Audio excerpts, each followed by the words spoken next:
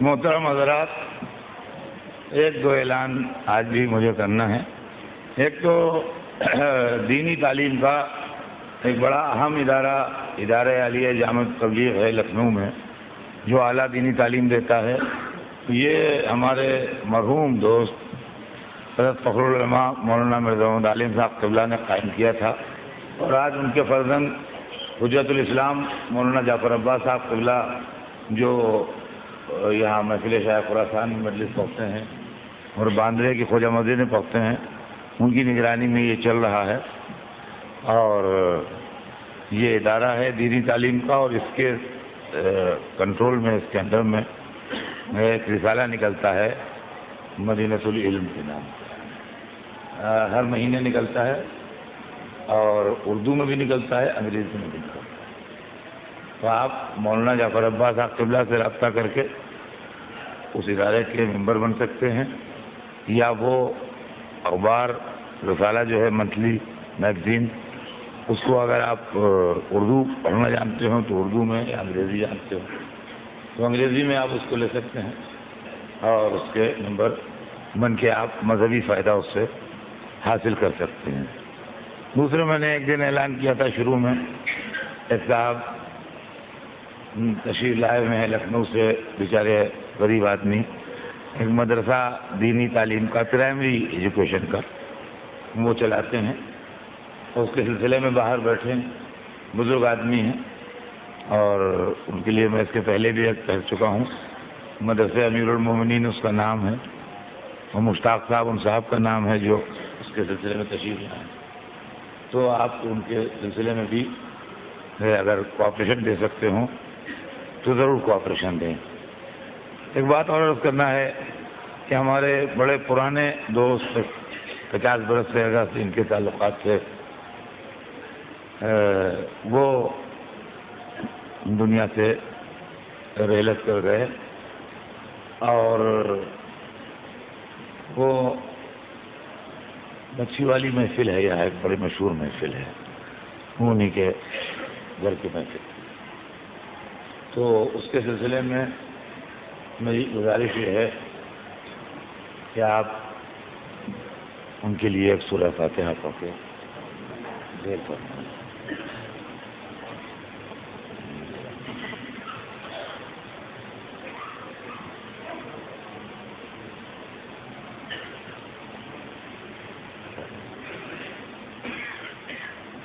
اپنے جیسے دوست گلو مچھی والی میں سے تقی بھائی، ہاں ان کا نام تقی صاحب ہے، تقی صاحب مرحوم۔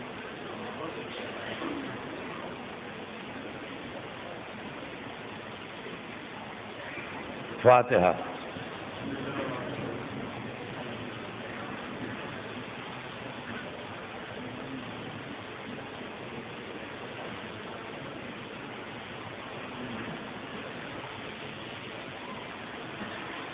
أعوذ بالله السميع العليم من الشيطان اللعين الرجيم، بسم الله الرحمن الرحيم، الحمد لله رب العالمين، والصلاة والسلام على سيدنا وشفيعنا أبي القاسم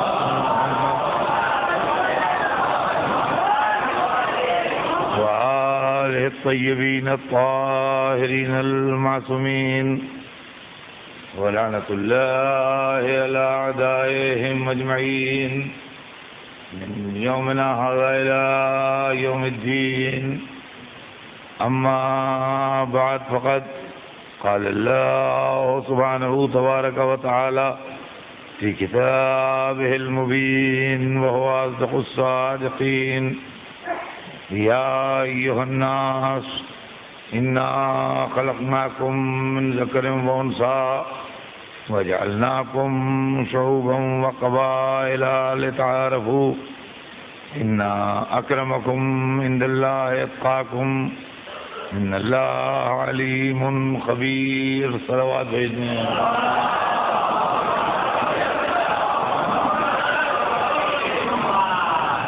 خداوند عالم قرآن مجید میں ارشاد فرما رہا ہے کہ اے انسانوں، ہم نے تم کو مرد و عورت کے ذریعے خلق کیا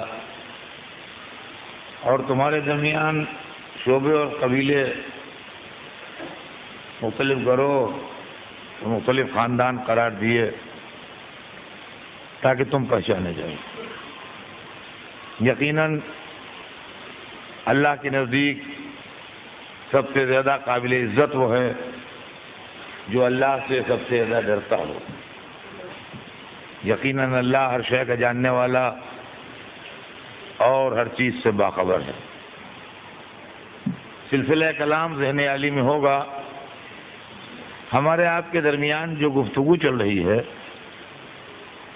وہ یہ ہے کہ اسلام دین انسانیت ہے، اور اسلام اس لیے آیا ہے کہ انسان کو انسان بنائے، اور ہر وہ آواز، ہر وہ تحریک، ہر وہ موومنٹ جو انسانیت کے خلاف ہو یا جس سے انسانیت کو نقصان پہنچتا ہو، اسلام اس کے خلاف ہے، اور اسلام کبھی اس کو فیور کرنے والا نہیں ہے۔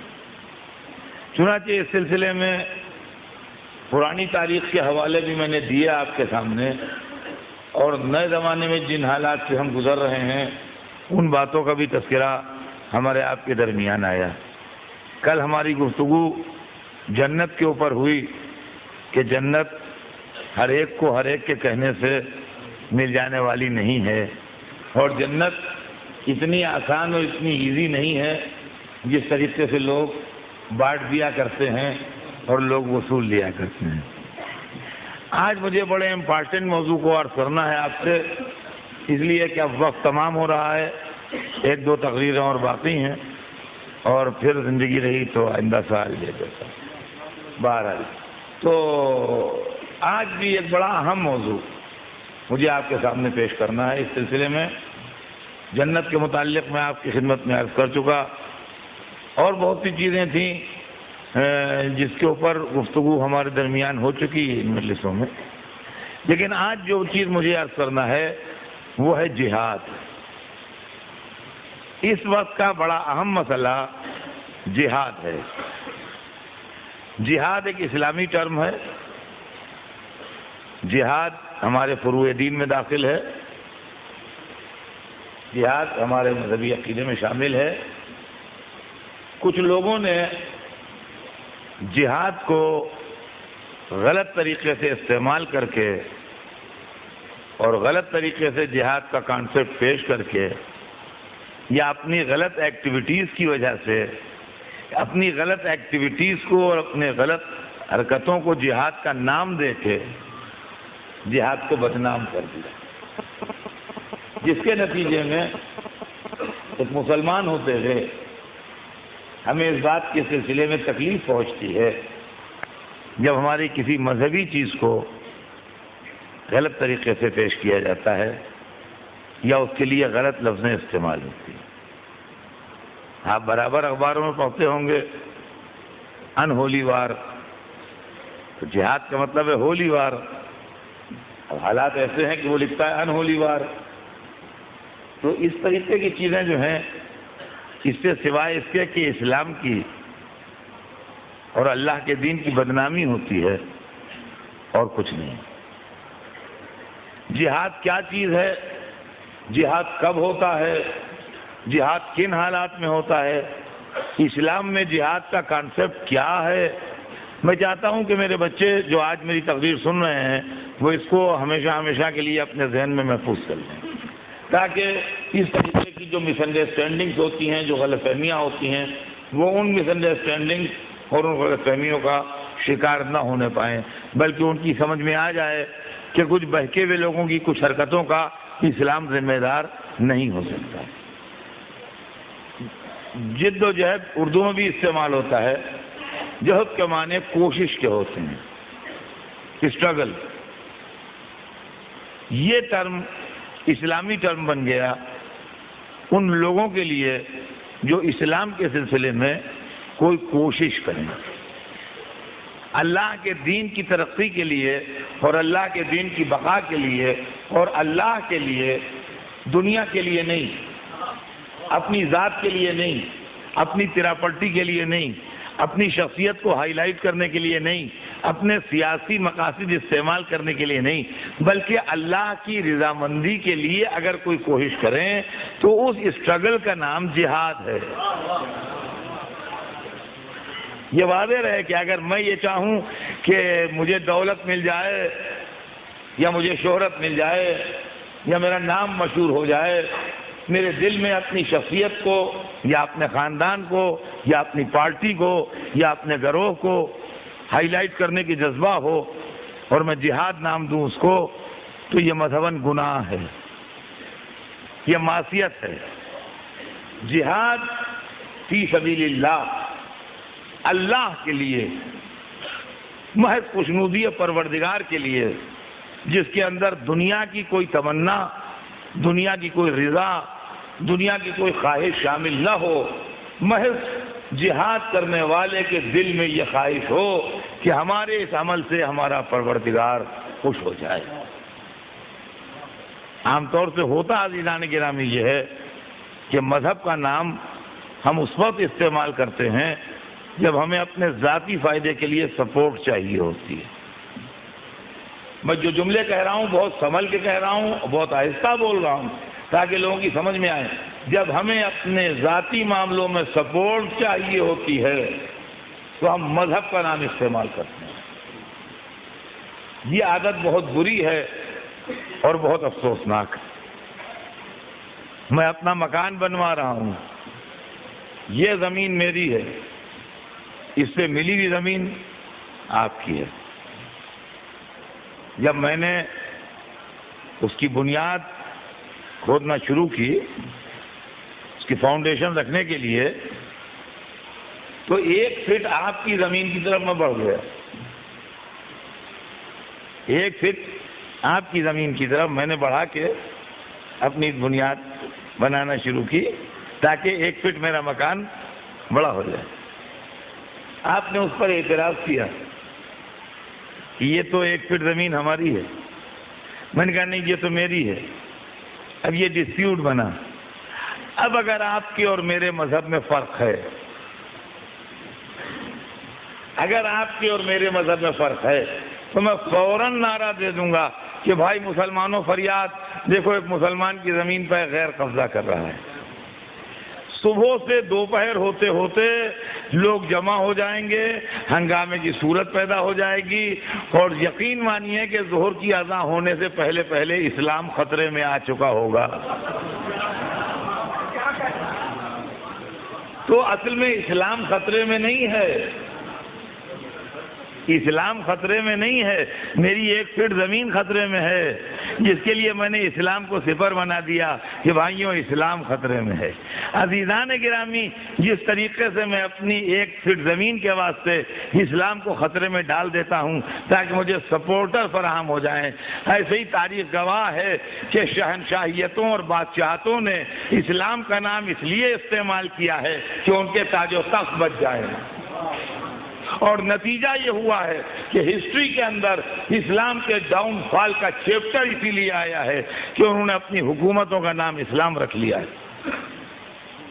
اسلام نام ہے عقیدوں کا، اسلام نام ہے عمل کا، اسلام نام ہے اصول دین و فروع دین کا، اسلام نام ہے توحید کا یعنی اللہ ایک ہے، اسلام نام ہے عدل کا یعنی اللہ عادل ہے، اسلام نام ہے نبوت و امامت و قیامت کے عقیدے کا، اسلام نام ہے نماز کا، اسلام نام ہے روزے کا، حج، زکوٰۃ، خمس، جہاد، ماں باپ کی اطاعت، اولاد کی اچھی پرورش، پڑوسی کے ساتھ اچھا سلوک، ان تمام چیزوں کا نام اسلام ہے۔ جب ہماری حکومتیں بڑھنے لگیں تو ہم نے کہا کہ اسلام ترقی کر رہا ہے، جبکہ ہماری حکومت ترقی کر رہی تھی۔ جب اپنے مزاج کے مطابق حکومت کا ڈاؤن فال ہوا تو ہسٹورینز نے لکھا کہ اسلام کا ڈاؤن فال ہو رہا ہے۔ تب ہم نے پوچھا کہ کیا قرآن کے کچھ سورے کم ہو گئے جو اسلام کا ڈاؤن فال ہو رہا ہے؟ کہا نہیں، قرآن تو اتنا ہی ہے۔ کہا کیا اللہ کے ایک ہونے میں کچھ ڈاؤٹ ہو گیا ہے جو اسلام کا زوال ہوا؟ کہا کیسی بات کرتے ہو، شرک کرتے ہو، اللہ تو ویسے ہی ایک ہے جیسے تھا، کیا محمد کی رسالت میں کچھ شبہ ہو گیا؟ کہا استغفر اللہ، کیسی بات کرتے ہو، اس میں شبہ کی کیا گنجائش ہے؟ کیا امامت و قیامت کا عقیدہ ختم ہو گیا؟ کہا لا حول ولا قوت الا باللہ، امامت و قیامت کے عقیدے سے کیا مطلب ہے؟ کیا نماز میں کچھ رکعتیں گھٹ گئیں؟ کہا نہیں، نماز ویسی ہے جیسی تھی۔ کیا روزہ 15 دن کا رہ گیا بجائے مہینہ بھر کے؟ کہا نہیں، وہ تو مہینہ بھر کے ہیں۔ کیا ارکان حج میں کچھ کمی آ گئی؟ کہا نہیں، وہ اسی طرح ہے۔ کیا زکوٰۃ کا ریٹ کچھ گھٹ گیا؟ کہا نہیں، وہ تو اسی طریقے سے۔ تو جب پورا اسلام انٹیکٹ ہے تو ڈاؤن فال کاہے کا ہوا؟ جب پورا اسلام انٹیکٹ ہے تو ڈاؤن فال کاہے کا ہوا؟ کہا دیکھتے نہیں ہو اسپین قبضے سے نکل گیا، تو معلوم ہے آپ نے حکومت کا نام اسلام رکھا تھا، جب اس کا ڈاؤن فال ہوا تو اسلام کا ڈاؤن فال ہوا۔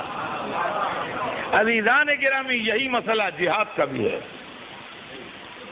کہ لوگوں نے اپنی حکومتوں کے لیے اور اپنے اقتدار کے لیے اور اپنے تاج و تخت کے لیے لڑائی کا نام جہاد رکھا، جبکہ جہاد کا اس سے کوئی تعلق نہیں ہے۔ جہاد کی کئی قسمیں ہیں۔ اللہ کی راہ میں خوشنودی خدا کے لیے اسٹرگل کرنے اور کوشش کرنے کا نام جہاد ہے۔ اس کی کئی قسمیں ہیں۔ اگر کوئی اللہ کے دین کے خلاف بول رہا ہے اور میں تقریر کی صلاحیت رکھتا ہوں اور میں اس کا جواب اپنی زبان سے دے سکتا ہوں تو یہ بھی جہاد ہے۔ اس کا نام ہے جہاد باللسان، یعنی زبان سے جہاد۔ اگر کسی نے کوئی مس انڈرسٹینڈنگ کریٹ کی ہے اور میں کتاب لکھ کے اس مس انڈرسٹینڈنگ کو دور کر سکتا ہوں تو اس کتاب لکھنے کا نام بھی جہاد ہے۔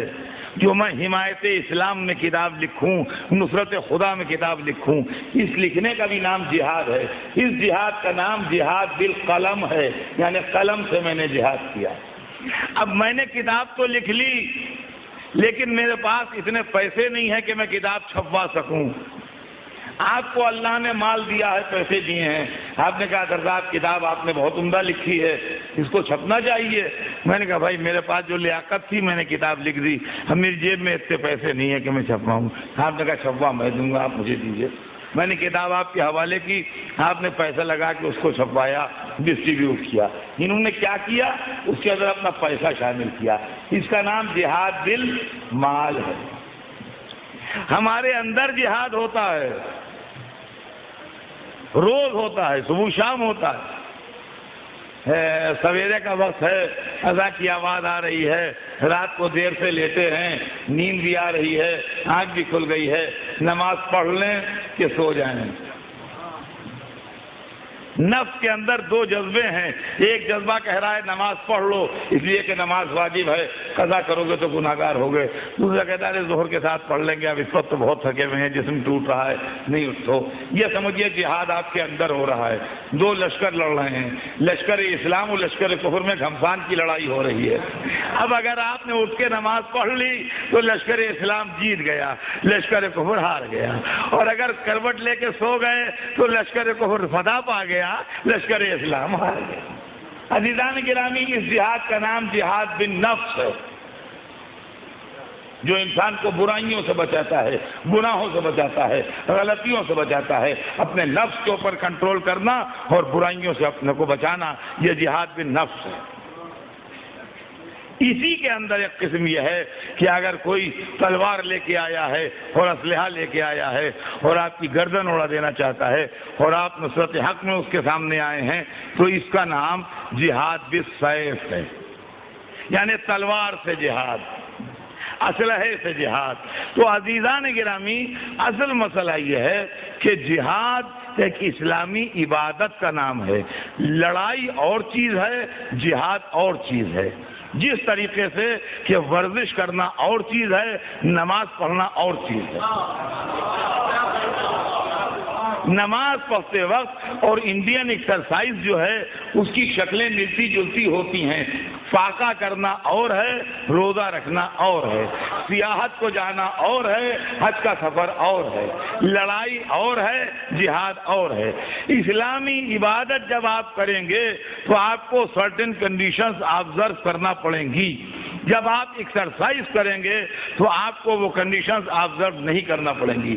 آپ کا جسم پاک ہو یا نجس ہو آپ ورزش کر سکتے ہیں. آپ کا رخ کعبے کی طرف ہو یا نہ ہو آپ ورزش کر سکتے ہیں. سورج نکلنے سے پہلے چاہیں یا سورج نکلنے کے بعد چاہیں آپ ورزش کر سکتے ہیں. جتنی دل چاہے اتنی کر سکتے ہیں. لیکن نماز میں یہ سب نہیں ہے. نماز میں یہ ہے کہ باوضو ہوں، رخ قبلے کی طرف ہو، کپڑے اور جسم پاک ہو. اگر سویرہ کا وقت ہے تو 2 ہی رکعت نماز پڑھیے. یہ نہیں ہے کہ سہانا وقت تھا، جانور چہچہا رہے تھے، ہوا ٹھنڈی تھی، میں نے بھی 10 رکعت پڑھ لی سویرے کی.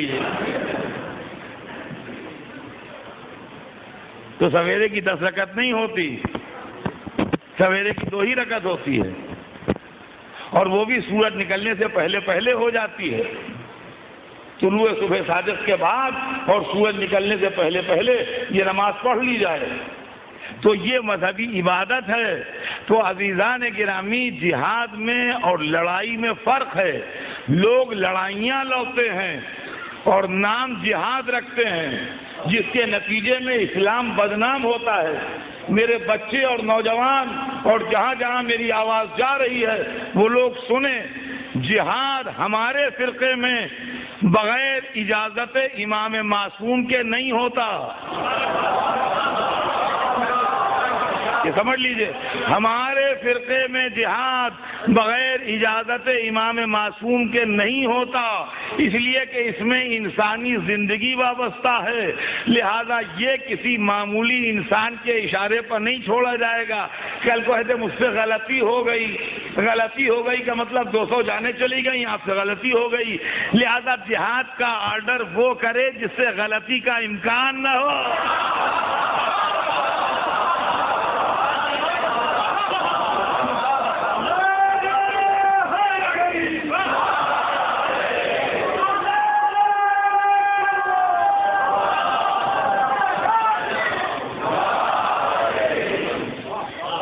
جہاد ہر ایک آرڈر نہیں دے سکتا کہ اثر صاحب جہادی تنظیم بنا کے لوگوں سے کہتے ہیں ہاں نکل جاؤ جہاد پر.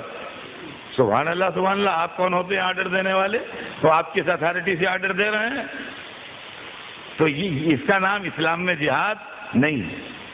ہاں کوئی آپ پر حملہ کرے برائے مذہب اور آپ اس کا ڈیفینس کر رہے ہیں، اس کے مسائل الگ ہیں، وہ بھی ایک چیپٹر ہے، لیکن اس کے مسائل الگ ہیں. دوسری بات جہاد میں یہ ہے، دیکھیں اسلام مذہب انسانیت ہے. دوسری بات جہاد میں یہ ہے کہ پہلی گولی، پہلا تیر، پہلا وار آپ کی طرف سے نہیں ہوگا. دیکھیے سمجھ لیجیے، آپ کی طرف سے پہلی گولی نہیں چلائی جائے گی. پہلے آپ کا دشمن آپ پر حملہ کرے، جب آپ کے لیے جواز پیدا ہوگا دوسری گولی چلانے کا. پہلے آپ کا دشمن آپ پر تیر پھینکے، اس کے بعد آپ کو جواز پیدا ہوگا تیر پھینکنے کا. اس لیے کہ لا اکراہ فی الدین، دین میں جبر نہیں ہے. اگر وہ لڑنے پر تیار نہیں ہے تو آفینسو ہو کے جہاد نہیں کیا جاتا، ہمیشہ ڈیفینسو ہو کے جہاد کیا جاتا ہے. دوسری چیز کہ پہلی گولی یا پہلا تیر یا پہلا اسلحہ یا پہلا ہاتھ ہم نہیں ماریں گے کسی کو. جب ہم پر کوئی حملہ کر لے گا اس کے بعد ہم جواب میں اس کے لیے ہمیں اجازت ہوگی اس کا جواب دینے کی. یہ دوسری کنڈیشن. تیسری کنڈیشن، بھاگتے ہوئوں کا پیچھا نہیں کیا جائے گا. اگر کوئی اپنا میدان سے اپنی جان بچا کے بھاگ رہا ہے اور آپ جہاد خدا میں ہیں تو آپ دوڑ کے اس کو نہیں ماریں گے. جب تک وہ آپ سے لڑ رہا ہے اس بیچ میں اگر آپ اس کو مار لیں تب تو ٹھیک ہے، لیکن اگر وہ اپنی جان بچا کے بھاگ نکلا ہے تو بھاگ جانے دیجئے، ہو سکتا ہے اللہ اس کی اصلاح کر دے. تیسری چیز، جہاد میں زخمیوں کو قتل نہیں کیا جائے گا. اگر کوئی آدمی زخمی ہو کے گر گیا تو ہمارے لیے اس بات کا امکان ہے کہ ہم اتر کے اس کو ختم کر دیں، اس لیے کہ وہ زخمی ہو چکا ہے اور اب وہ ہم سے لڑنے کے قابل نہیں ہے۔ جہاد کی ایک کنڈیشن یہ ہے کہ زخمیوں کو قتل نہیں کیا جائے گا۔ جہاد کی ایک کنڈیشن یہ ہے کہ لڑائی کتنی ہی گھمسان کی ہو لیکن عورتوں سے، بچوں سے، بوڑھوں سے، کمزوروں سے جو لڑنے کے قابل نہیں ہیں نہیں بولا جائے گا اور ان کو کوئی نقصان نہیں پہنچایا جائے گا۔ جہاد کی پانچویں کنڈیشن یہ ہے کہ جب آپ قابض ہو جائیں یا آپ کے لشکر آگے بڑھیں تو آپ کھیتوں کو نہیں جلائیں گے، آبادیوں کو نہیں جلائیں گے، مکانوں کو نقصان نہیں پہنچائیں گے، انسانیت کو برباد کرنے کی کوشش نہیں کریں گے، جانوروں کو بے گناہ قتل نہیں کریں گے، دشمن کی پراپرٹی کو ڈیمیج نہیں کریں گے۔ یہ تمام شرطیں اگر آپ ظرف کر سکتے ہیں آپ تو جہاد ہے۔ یعنی جہاد اس شے کا نام ہے جو کبھی کبھی بغیر تلوار چلائے ہوئے آدمی کو بدل دیتی ہے۔ تو یقین مانیے کہ ہم آپ جہاد کا نمونہ بنیں گے نہیں۔ بدنصیبی اسلام کی وہی ہے جس کو میں روز روتا ہوں کہ آپ نے بادشاہوں کی لڑائیاں دیکھ کے جہاد کو سمجھا ہے۔ میں اپنے نان مسلم دوستوں سے کہوں گا کہ میرے پاس آئیے، میں آپ کو جہاد کی زندہ تصویریں دکھاؤں گا۔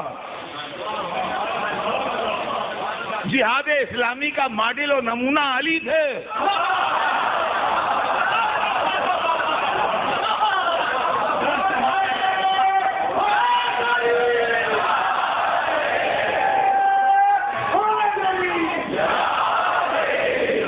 سنیے،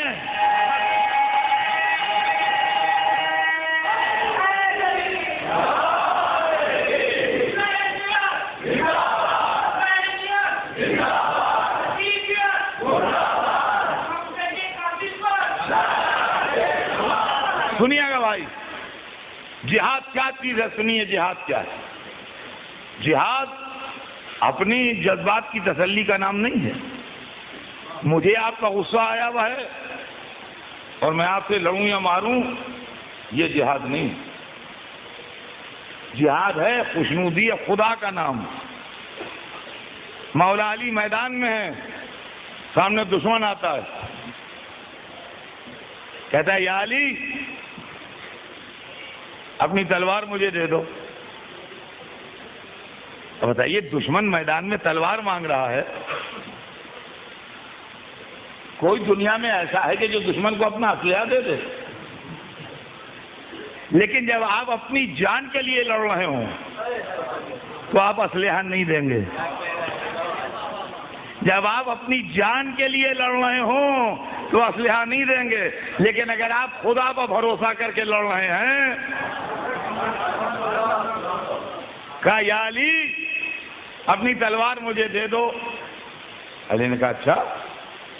تلوار نیام سے نکالی، جھکے، ہاتھ نیچا کیا اور زمین سے 6 انچ 8 انچ ہاتھ اوپر تھا کہ تلوار اس کی طرف یوں اچھال دی نیچے سے، یوں کہ وہ زمین سے رگاوتی بھی اس تک گئی۔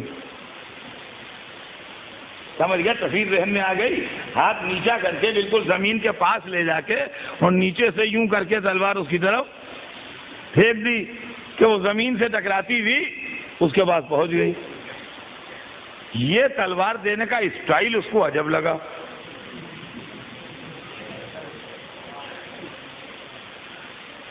کہنے لگا یا علی یہ تم نے ہاتھ اس طرح نیچا کر کے تلوار کیوں پھینکی؟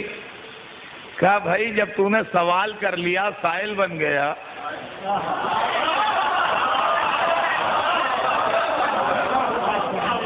تو اب اگر میں تلوار لیے ہوئے تیری طرف بڑھتا تو تیرے دل میں یہ ڈر بھی ہو سکتا تھا کہ تلوار دینے کے بہانے مجھے تلوار مار دیں۔ تو جب سائل بن گیا تو دل کو دھڑکانے سے کیا، جو ہاتھ پھیلایا ہو اس کے دل کو دھڑکانے سے کیا؟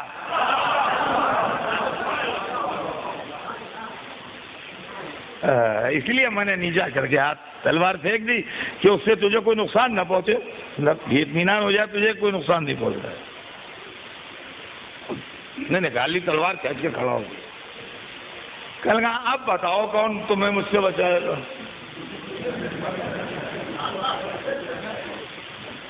آپ بتاؤ کون بچائے گا؟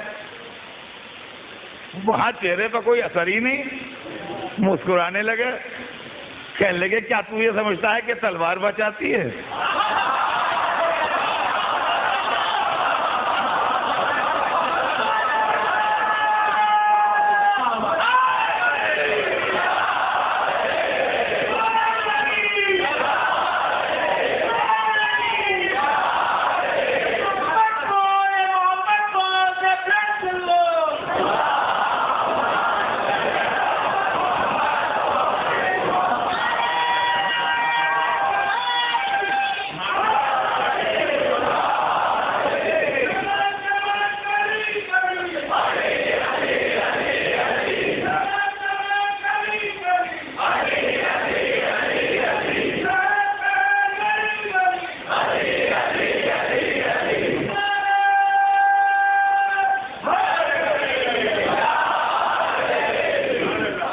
کیا تو سمجھتا ہے کہ تلوار بچاتی ہے؟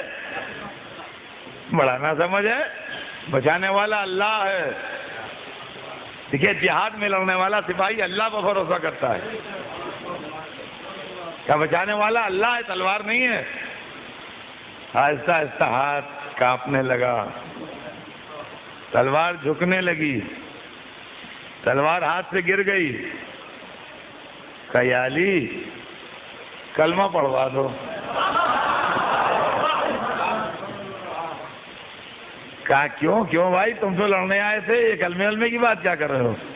کہہ لگے نہیں، سچائی سمجھ میں آ گئی، سچائی سمجھ میں آ گئی۔ میں کہوں گا یا علی مرحبا، تلوار کا یہ ہاتھ آج ہی دیکھا کہ دشمن کا سر کٹا نہیں ہو، کافر غائب ہو گیا۔ صلوات دیں محمد۔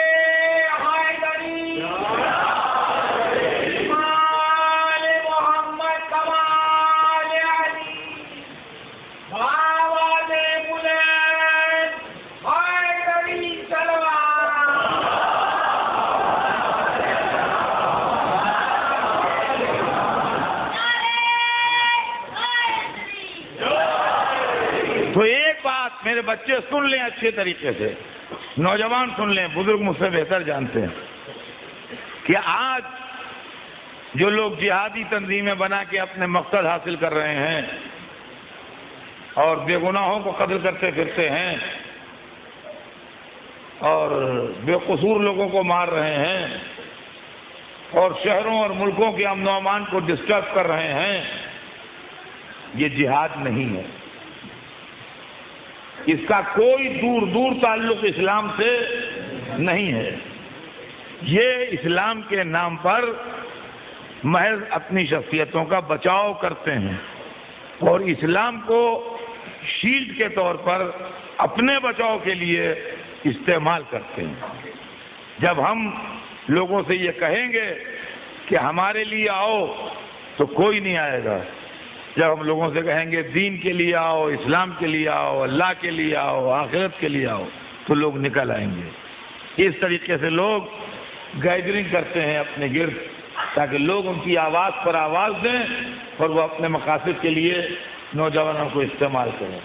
اسلام کا ان معاملات سے کوئی تعلق نہیں، اور اگر کچھ سو کالڈ علماء اس کو فیور کرتے ہیں تو وہ علماء اسلام نہیں ہیں، وہ بھٹکے ہوئے علماء ہیں۔ اس لیے کہ ہمارے سامنے جو نمونے ہیں وہ اتنے بڑے بڑے ہیں کہ آپ کتنے ہی بڑے عالم کیوں نہ ہو، لیکن جب ان کے سامنے آئیں گے تو آفتاب کے آگے ذرہ بھی نہیں رہیں گے۔ ہمارے سامنے سیرت رسول ہے، ہمارے سامنے سیرت علی، ہمارے سامنے سیرت ائمہ اطہار ہے، جن کی شخصیتوں کو قرآن نے سپورٹ کیا ہے، حدیث نے سپورٹ کیا ہے، جن کی عظمت جو ہے اس سے عالم اسلام نے کوئی انکار نہیں کرتا۔ یہ واقعہ جو میں نے آپ کو سنایا، ایک واقعہ اور آپ کا ہزاروں دفعہ کا سنا ہوا ہے، وہ سنا دوں۔ یہ واقعہ تو ہو سکتا ہے بچوں نے کم سنا ہو، لیکن ایک واقعہ آپ نے لاکھوں دفعہ سنا ہے، وہ ریپیٹ کر دوں، اس سے بھی جہاد کا فلسفہ سمجھ میں آئے گا۔ عرب کا مایہ ناز طاقتور تھا عمر ابن عبد ود، جو خندق کی لڑائی میں آیا تھا مولا علی کے سامنے، اور 1000 آدمیوں کے برابر اکیلا مانا جاتا تھا۔ علی اس سے لڑنے کے لیے نکلے، اور جہاد کے اصول جتنے ہیں وہ سب آبزرو کیے۔ دیکھیے اسلامی جہاد کیا ہے؟ تلوار لے کے ٹوٹ پڑنا جہاد نہیں ہے، پہلے حجت تمام کرنا جہاد ہے۔ جب اس کے سامنے آئے تو اس کے سامنے آنے کے بعد فرمایا کہ ہم تیرے سامنے اسلام آفر کرتے ہیں، ہمارے نظریے کو سمجھ، ہم جو بات کہہ رہے ہیں اس کا غور کر، ہم کسی کو ستانے، کسی کو نقصان پہنچانے کی بات نہیں کر رہے ہیں۔ ہمارا تھیم کیا ہے، ہماری تھیوری کیا ہے، اسلام کیا ہے، اس کو سمجھنے کی کوشش کر۔ ہم تیرے سامنے اسلام پیش کرتے ہیں، اسلام قبول کر۔ وہ غصے میں تھا، اس نے کہا ہے کیسی باتیں کرتے ہو، میں اسلام لاؤں گا؟ ہرگز نہیں، اسلام مجھے ایکسپٹ نہیں۔ علی کو اب بھی غصہ نہیں آیا،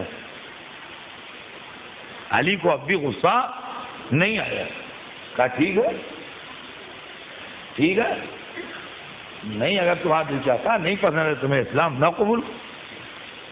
اب وہاں پر قرآن کی دوسری آیت سپورٹ کر رہی ہے علی کو، لکم دینکم ولی دین، تم اپنے دین پر ہو، نہ ہم تم کو ستائیں نہ تم ہم کو ستاؤ۔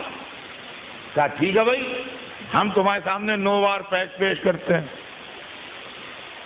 نہ تم ہم سے لڑو نہ ہم تم سے لڑیں، نہ تم ہمیں مارو نہ تو ہم تمہیں ماریں، تمہاری جو سمجھ میں آئے وہ تم کرو، ہمیں جو سمجھ میں آتا ہے وہ ہم کرو، ہمیں تمہارا جھگڑا ہی نہیں۔ کہا یہ بھی نہیں ہوگا۔ تو جب آپ کو ہمارا نظریہ بھی نہیں قبول، آپ کو 9 وار پیک بھی نہیں منظور، تو اس کا مطلب یہ ہے کہ آپ لڑیں ہی گے۔ اس کا مطلب صاف صاف یہ ہوا کہ لڑیں گے۔ اب لڑیں گے تو ٹھیک ہے، لڑیے۔ اب لڑائی شروع ہوئی، لڑائی ہوتے ہوتے مولا علی نے اس کو گرا لیا۔ تو لڑائی شروع ہوئی تو علی بھاری پڑ گئے، غالب آ گئے، گر گیا وہ۔ دور سے دونوں طرف کے لشکر منظر دیکھ رہے ہیں، اور جب وہ گرا تو علی اس کے سینے پہ بیٹھے، اور سینے میں بیٹھ کے اتر آئے، اور تلوار ہاتھ میں اور ٹہل رہے ہیں۔ اب دور سے جن لوگوں نے منظر دیکھا تو لشکر کفر کے بعد تو ہمارا کوئی رپورٹر تھا نہیں کہ وہاں کیا ری ایکشن ہوا، لیکن ادھر لوگوں نے بڑی حیرت کی، اور رسول اللہ سے لوگوں نے شکایت کی، یہ رسول اللہ دیکھا آپ نے علی نے کیسی غلطی کی؟ ارے اچھے خاصے دشمن کو قابو میں لا کے چھوڑ دیا، ابھی ہم ہوتے تو ایسا نہ کرتے۔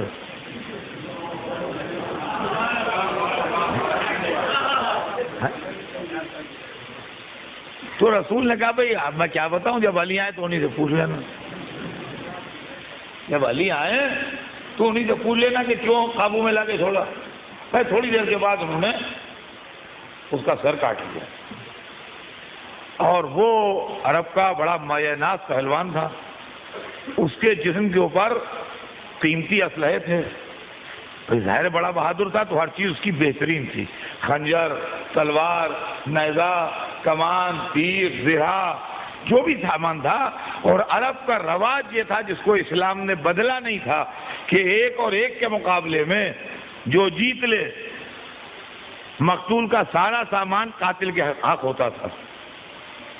تو اگر علی اس کا سارا سامان اتار لیتے تو کئی ہزار دینار کا مال تھا، وہ کئی ہزار دینار کا مال تھا، مگر مولا علی نے اس کی طرف مڑ کے دیکھا بھی نہیں اور سر لیے ہوئے آ گئے رسول کے پاس کہ یہی وہ شخص تھا جس نے آپ سے بدتمیزی کی تھی، جو آپ کا دشمن. اب لوگوں نے پوچھا کہ یا علی، یا آپ نے اس کے سینے پر چوکی اتر کیوں آئے تھے؟ کہا بھائی ایسا ہوا کہ جب میں نے اس کا ارادہ کیا تو اس نے ایک بڑی بدتمیزی کی مجھ سے، ایک بہت بدتمیزی کی اس میں، مرتے مرتے اس نے ایک بدتمیزی کی اور ایسی سخت بدتمیزی کی کہ مجھے غصہ آ گیا تو میں اتر آیا. اس لیے کہ میں تو خوشنودی خدا کے لیے یہ کام کر رہا تھا.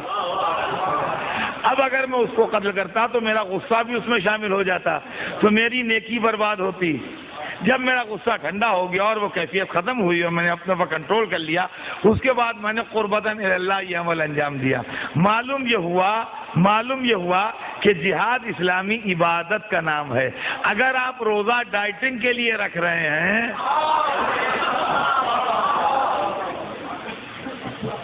تو یہ روزہ نہیں ہے، روزہ قربتاً اللہ رکھیے. اگر آپ وضو اس لیے کر رہے ہیں کہ بہت دور سے چلے آ رہے ہیں، منہ پر مٹی پڑی ہے، دھواں لگا ہے، ذرا منہ بھی صاف ہو جائے گا اور وضو بھی ہو جائے گا، تو پلیز 10-12 چلو منہ پر ڈال کے خوب منہ دھو لیجئے. جب منہ صاف ہو جائے جب وضو کیجئے. اس لیے کہ وضو منہ صاف کرنے کے لیے نہ کیجئے، قربتاً اللہ کیجئے. تو علی نے فلسفہ جہاد بتایا کہ جہاد اسلامی عبادت کا نام ہے. توجہ سنیے گا عزیزان گرامی، جہاد اسلامی عبادت کا نام ہے. اور ادھر یہ ہوا کہ ادھر تو علی آ گئے لے کے اس کا سر، ادھر وہیں مدینے میں اس کی سگی بہن رہتی تھی. وہ بھائی کے مرنے کی خبر سن کے آئی لاش پر. جب وہ لاش پر آئی تو اس نے دیکھا کہ بھائی کا سر تو کٹ گیا ہے مگر اس کا اسلحہ اور اس کا لباس اور ہر چیز اس کی لاش کے پاس بکھری ہوئی ہے. وہ بہادر بھائی کی بہادر بہن تھی، خاندانی عورت تھی، وہ بھلے کافروں سے صحیح مگر یہ کہ تھی تو بہادروں کے خاندان کی.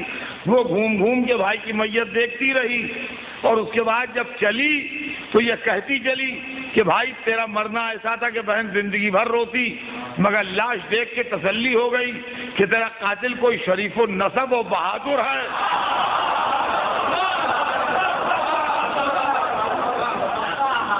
تیرا قاتل کوئی شریف النسب و بہادر ہے جس نے تیری لاش کی کوئی توہین نہیں کی اور تیری بہادری کو پوری رسپیکٹ دی.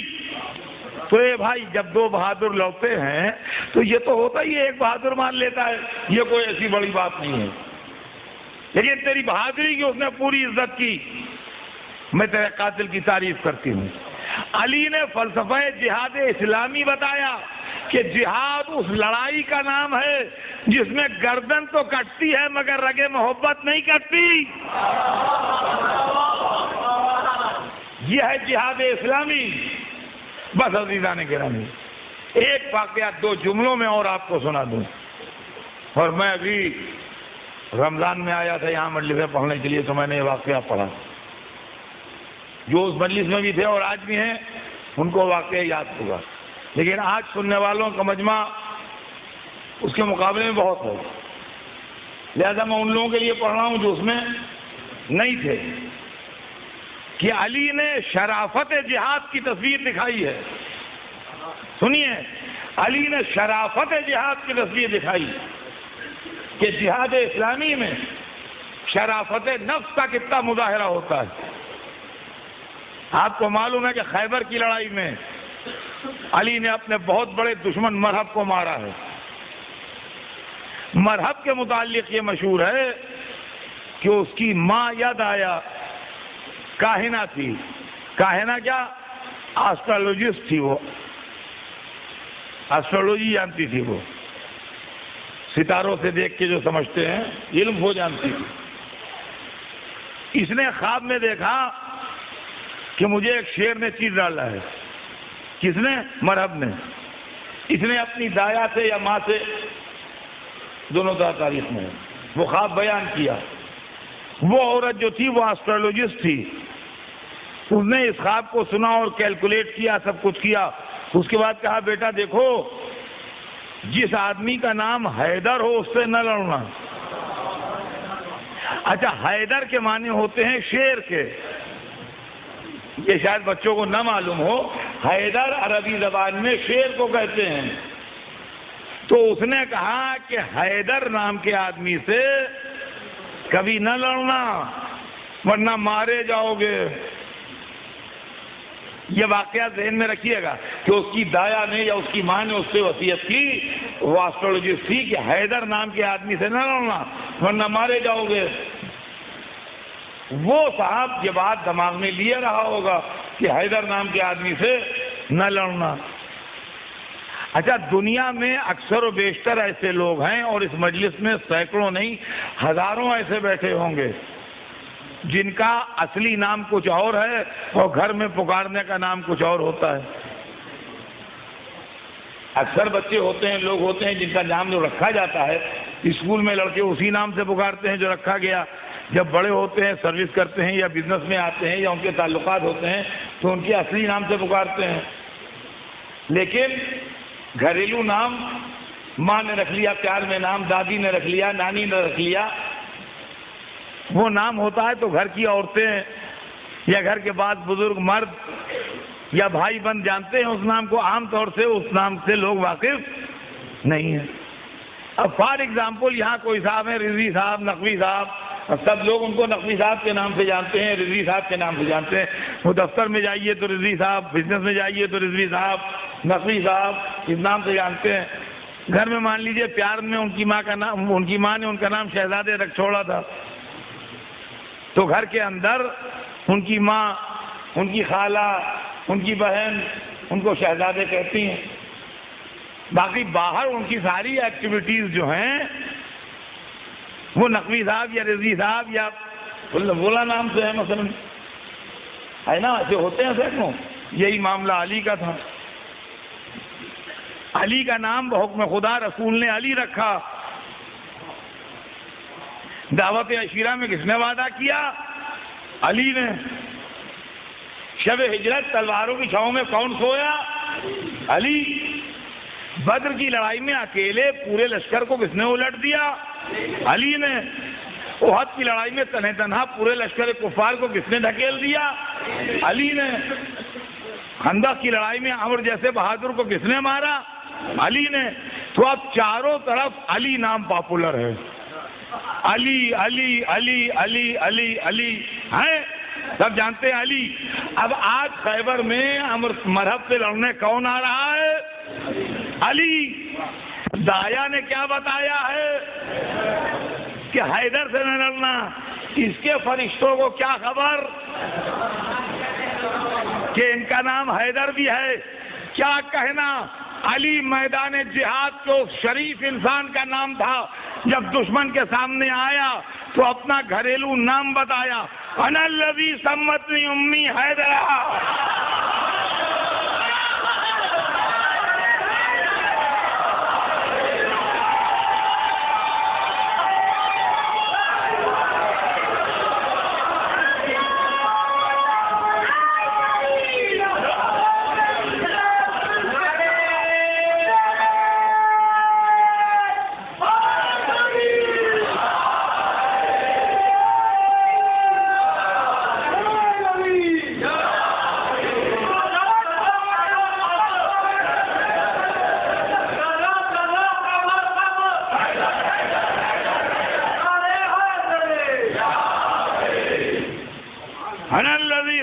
امی حیدر.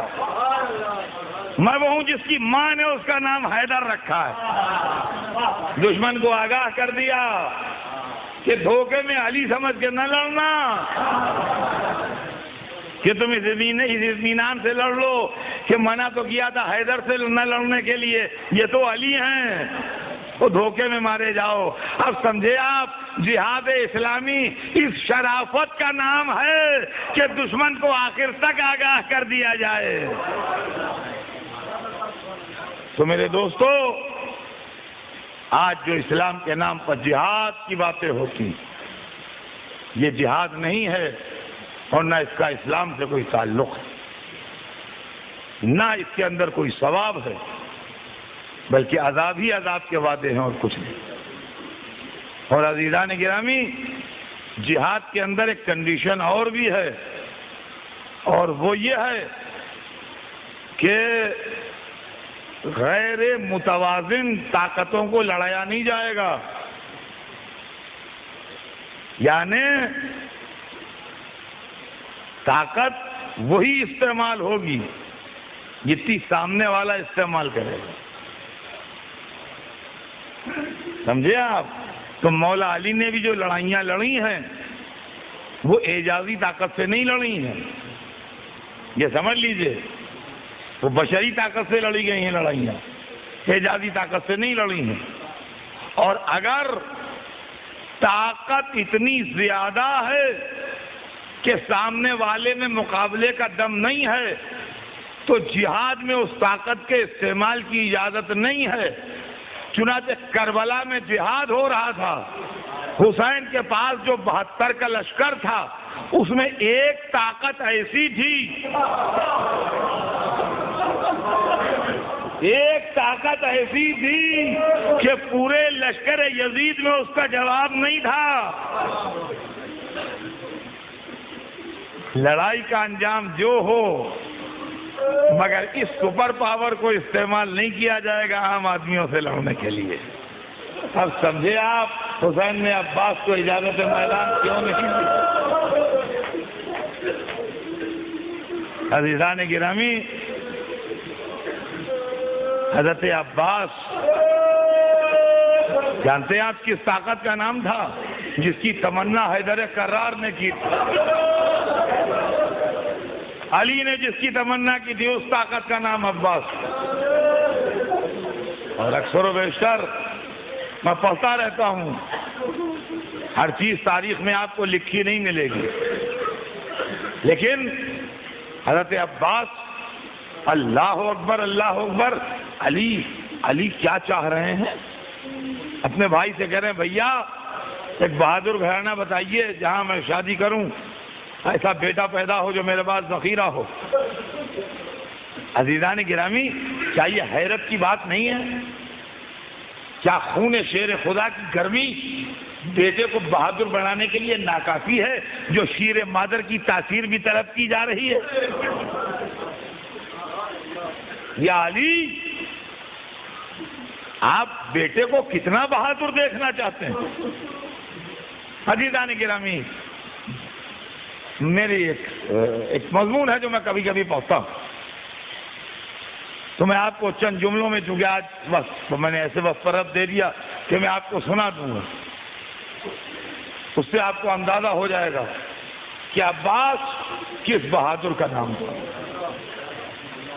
دیکھیے، سنا ہوا آپ کا سارا مضمون ہے، کوئی نئی بات نہیں پڑھنا ہے، نہ پڑھتا ہوں کبھی کوئی نئی بات۔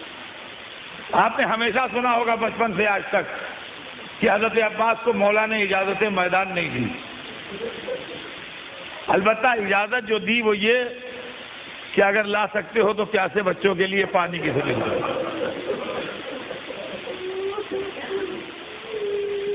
اب آپ ذرا میری طرف متوجہ ہوئیے اور اپنی فکر اور اپنے ذہن کو میرے ساتھ لے کے چلیے۔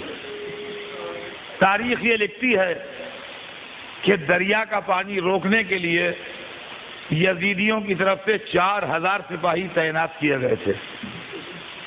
گھاٹ کے اوپر 4000 سپاہی تعینات تھے، لیکن 4000 سپاہی اس وقت تعینات تھے جب حسین کا پورا لشکر موجود تھا، تو مختلف مورچوں پر مختلف سپاہی اور بھی ہوں گے، اور 4000 دریا پر بھی تھے۔ اب جب پورا لشکر شہید ہو چکا ہے اور حسین کا بہادر بھائی پانی لینے آ رہا ہے، تو اب پانی کا سوال نہیں ہے۔ دیکھیے، ایک مشک پانی سے لڑائی کے فیصلے میں فرق نہیں آئے گا، پانی کا سوال نہیں ہے، لشکر یزید کی عزت آبرو کا سوال ہے۔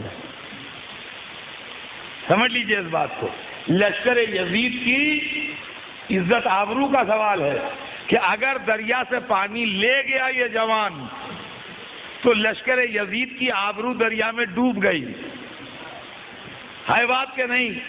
تو اب گھاٹ کے اوپر خالی 4,000 نہیں ہوں گے، ادھر ادھر کے بھی سمٹ آئیں گے اس جوان کو روکنے کے لیے کہ دریا تک نہ جائے۔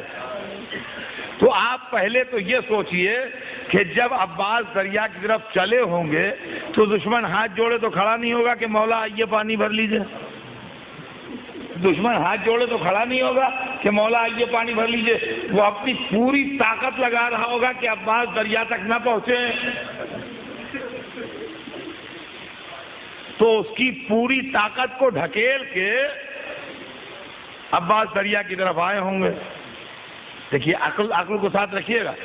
اچھا، دریا ہمیشہ نیچے بہتا ہے نشیب میں، زمین کا جو سطح ہوتی ہے، دریا نہر ہمیشہ نیچے ہوتی ہے، اور نیچے ہوتی ہے تو اگر باقاعدہ گھاٹ جیسے شہروں میں بنے ہوتے ہیں، اگر بنے نہیں ہیں تو اونچی نیچی زمین ہوتی ہے۔ تو جب عباس کا گھوڑا دریا کی طرف چلا ہوگا تو لامحالہ اس کی سپیڈ سلو ہوئی ہوگی، پھر وہ دریا میں اترے ہوں گے، تو دریا میں اترے ہوں گے تو کوئی ڈول تو لے نہیں گئے تھے کہ وہاں سے پانی بھر لیا۔ گھوڑے پر سوار آدمی کتنا گھوڑا پانی کے اندر جائے گا جب اس کے ہاتھ پہنچیں گے پانی میں؟ کم از کم گھوڑے کا پیٹ تک پانی میں ڈوبے جب سوار کے ہاتھ پانی تک پہنچیں گے۔ تو مشکیزہ تر کیا ہوگا، بھرا ہوگا، چلو میں پانی لے کے دکھایا، پھینکا، مشکیزے کا رسمہ باندھا، لے کے نکلے۔ میں آپ سے ایک سوال کرتا ہوں، وہ یہ کہ اس سارے عمل میں آپ کتنا ٹائم فرض کرتے ہیں کہ ایک سوار آہستہ آہستہ دریا تک جائے گا، دریا میں گھوڑے کو اتارے گا، تو اتنا نہیں کہ اس کے خالی سم ڈوب جائیں، بلکہ اتنا اندر تک جائے گھوڑا کہ سوار کے ہاتھ پانی تک پہنچ جائیں، پھر مشکیزہ بھرا سوار نے، پھر رکھا، پانی لے کے دکھایا اور پھینکا، پھر آہستہ آہستہ اپنے گھوڑے کو نکالا، پھر وہ سطح تک آئے گا، وہاں سے پھر اس کا گھوڑا تیز چلے گا۔ اس پورے عمل میں آپ کتنی دیر فرض کرتے ہیں؟ جو بھی آپ چاہے فرض کر لیں، مجھے اس سے بحث نہیں، 5 منٹ تو لگے ہوں گے۔ میں آپ سے ایک سوال کرتا ہوں، میں نے برسوں اس کو سوچا ہے، اس کے بعد مجلسوں میں پڑھنا شروع کیا ہے، اور میں نے اس کتابوں میں ڈھونڈا ہے، اس کے بعد پڑھنا شروع کیا ہے۔ میں آپ سے سوال کرتا ہوں، یہ 5 منٹ تک لشکر یزید کیا کرتا رہا؟ کیا عباس کی زیارت کرتا رہا؟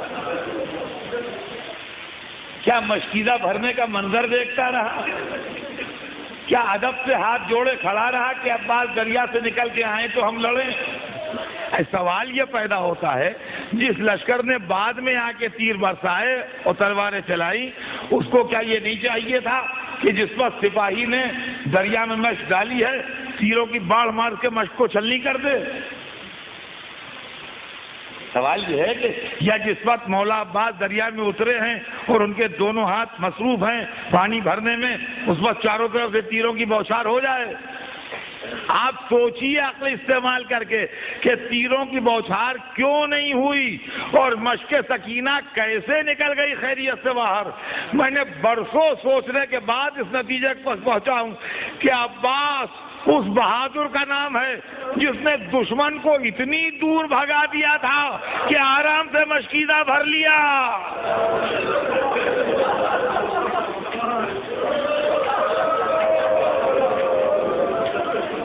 دشمن اتنی دور بھاگ گیا تھا کہ عباس دشمن کے تیروں کے رینج سے باہر تھے اور مشق سکینہ بھر لی، مشکیزہ بھر کے نکلے، خیمے تک چلے، اب بھاگا وہ لشکر پلٹا، اب عباس کی فکر مشق سکینہ تھی، یہ مشکیزہ بچ جائے۔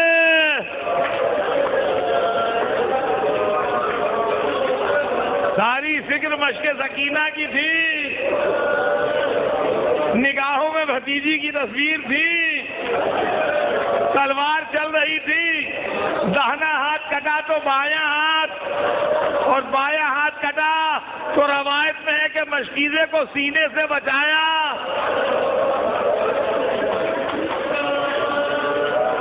اشکا عزیزوں سینے سے کیسے بچایا؟ تاریخ کہتی ہے مشق گھوڑے کی پشت پر تھی، عباس نے سینہ دیکھ دیا، جتنے تیر آ رہے تھے عباس پر لگ رہے تھے، مشق سکینہ بچی ہوئی تھی۔ اے لیجیے ایک تیر مشق سکینہ پر لگا، عباس کا دل ٹوٹا، آواز دی آقا میں نے اپنی جان نثار کی، گھوڑے سے گرے، حسین نے کمر تھامی، ارے میرے بھیا